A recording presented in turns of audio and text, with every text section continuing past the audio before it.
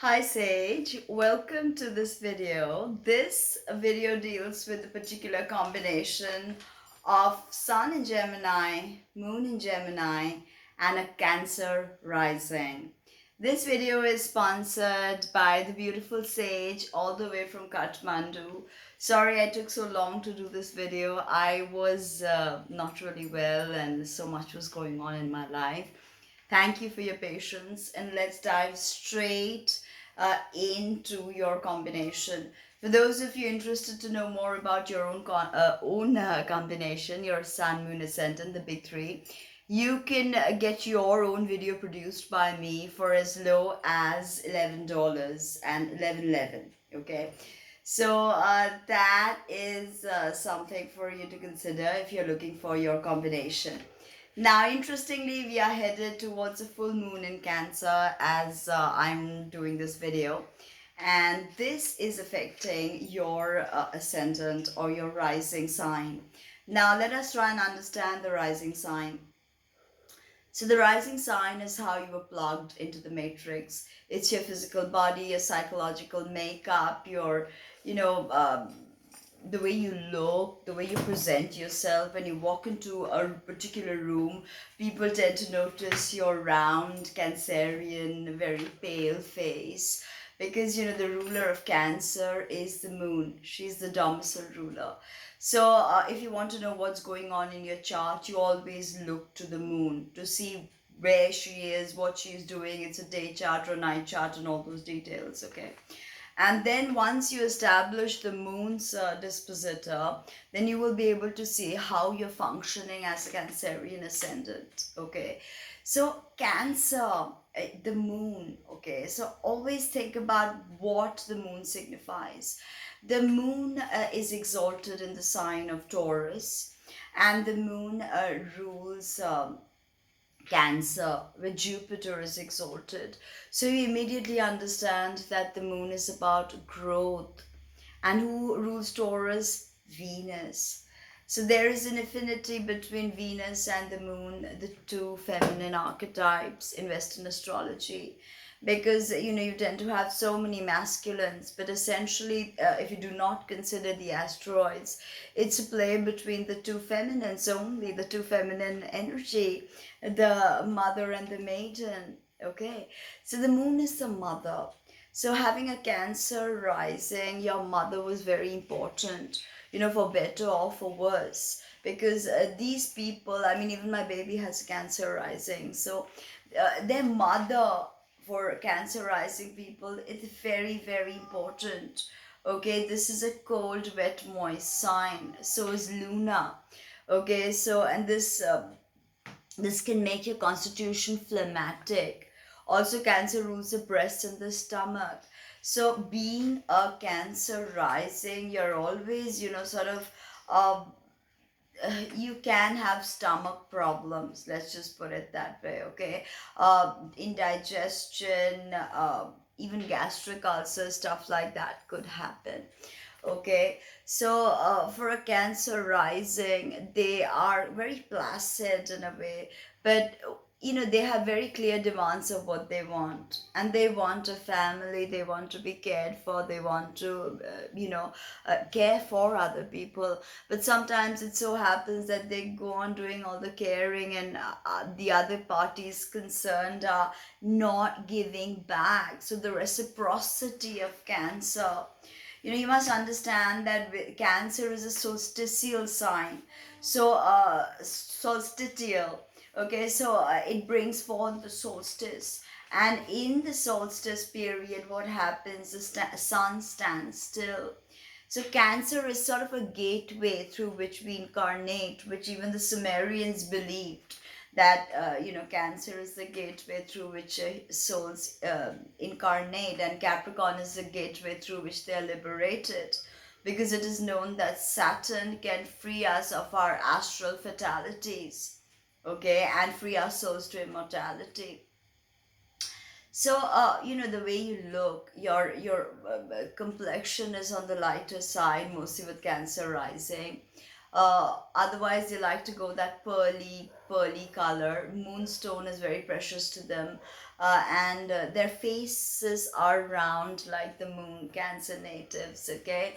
Breasts are very erogenous for them. They get very, stimulated with breast play. And stomach is also a highly erogenous zone for them, Now, coming to now your Gemini Sun. So the Gemini Sun, the Sun is what? The Sun is your father. It's a masculine archetype. It's how you shine, how you lead. It's your healthy sense of ego, not a destructive type of ego, but the healthy idea of an ego. I am, I am me. The ego is what brings you into manifestation. So think of like a red giant. A red giant would eat up all the surrounding planets in its own system. Okay, a white dwarf unable to provide warmth to the planets, and then the planets just die. You need the correct shine, so to speak, like our sun, and be in the Goldilocks zone for life to appear. So the process of individuation, as Jung calls it, is the sun sign. When you realize yourself, when you shine, when you lead, when you bring warmth, the sun brings warmth, the sun sustains life. The sun is a kind of a primeval intelligence. So when the sun is in Gemini, because you're Cancer rising, the sun happens to be in your 12th house. So I made a video on accidental debility, how planets get debilitated in a particular sign, a particular house, 6, 8, 12, especially third as well. So you have a 12th house sun, so your sun is debilitated. Okay, 12th house is the house of addictions, incarceration, luxurious hotels as well. So, incidentally, you also have 12th house moon, but we'll get to that. So, who's the ruler of your sun? Mercury. So, you have to look to Mercury to see how, your solar identity will play out. So, you've got to understand as Cancer is cardinal water sign, Gemini is a mutable air sign. And air is the element that scatters really quickly. Air has a necessity to articulate. So the way you shine in the world will be through articulation, through expression. Gemini and Mercury has a really wide range of significations, because when we also think about money nowadays, we think more in terms of cryptocurrency. Bitcoin just broke the records. There's no looking back now. So having a sun in Gemini could also mean that there's a mercurial money making thing to you. But 12th house, so I doubt it. It's more spiritual. So whatever you do will always be behind the scenes, never overt, because of that 12th house sun.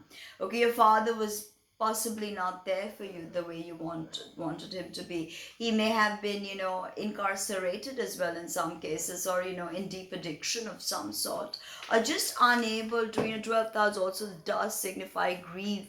So there's just something that is, pretty.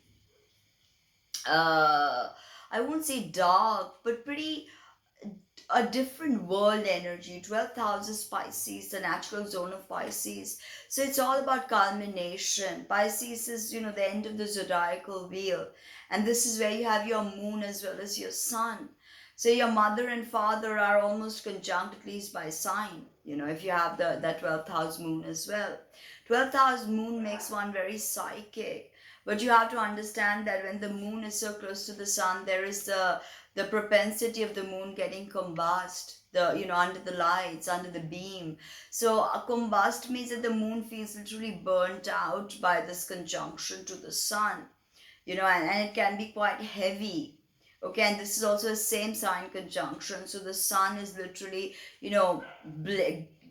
glaring down at Luna with his beams. Sun does well in Gemini, though much better than the moon. The moon in Gemini is one of the most conflicted. Sun is, of course, rules Leo, so a fire sign, is exalted in Aries, another fire sign. But Sun is masculine, diurnal. Gemini is masculine and diurnal. So the sun seems to fit into those categories. Okay, it's not a cold, moist, earthy place like Capricorn. This is still Gemini. This is where the sun can still feel light, air, fire. They're lighter elements. Okay, they're more closer to the etheric world, to the ether, you know. Now the moon is completely another question here. So again, the moon is debilitated because of this 12th house position.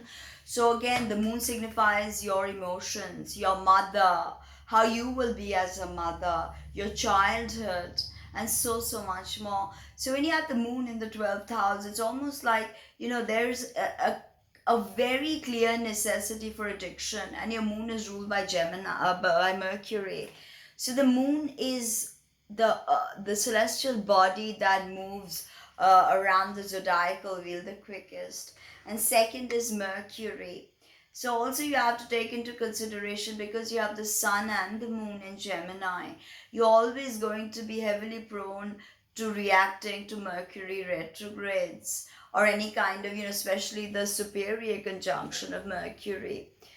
So it's going to be almost like you're bathed in the solar logos. It's almost at those times you can tap into something infinite, because Gemini is your 12th house. So this energy is coming to you through your 12th house. 12th house is also of the ancestors. You know, literally having your moon in the 12th house, like I was saying, you know, I have my moon in Pisces, so it's a similar sort of an energy. The archetype is very prevalent for both of this, you know, just being psychic, hearing words, hearing sounds, sometimes seeing things before they happen. It's a place of precognition to have the moon in the 12th. But then that moon is cold, moist, nocturnal. So Gemini is diurnal, you know, dry, moist. Thankfully, air is moist. So Luna is very conflicted in the sign of Gemini.